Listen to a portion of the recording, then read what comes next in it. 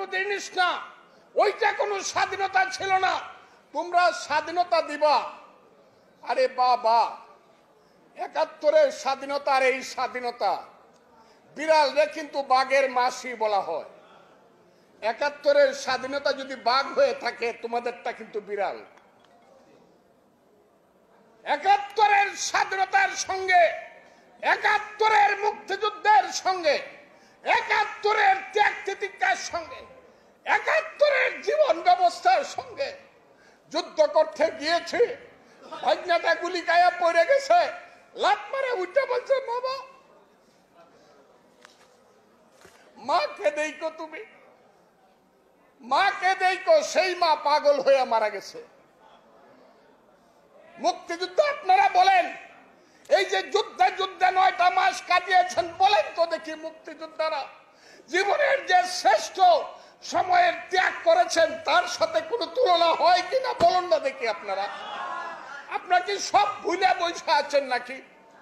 তাহলে যখন বলে ৭১-এর মুক্তিযুদ্ধ কিছু না, তাহলে আপনারা চুপ করে থাকবেন? চুপ করে থাকবেন?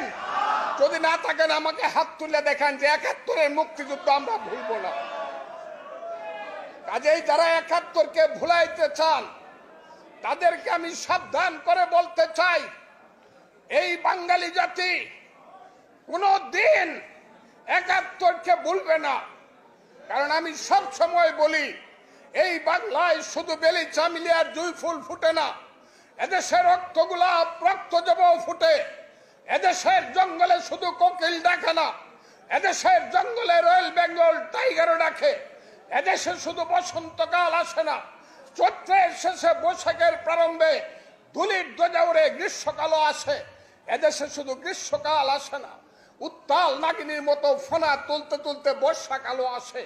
এদেশে শুধু মীর জাফর, জগৎ শেখ, ইয়ার লতিফ, রাজদুল্লভ, রাজবল্লভ, আরাল বদর রাজাকার জন্মগ্রহণ করে না, যুগে যুগে জন্মগ্রহণ করে সিরাজ, মীর মদন, মোহনলাল, সূর্য সেন, ক্ষুদিরাম, শহীদ জিয়াউর রহমান আর মুক্তিযোদ্ধাদের মতো বীর সন্তান।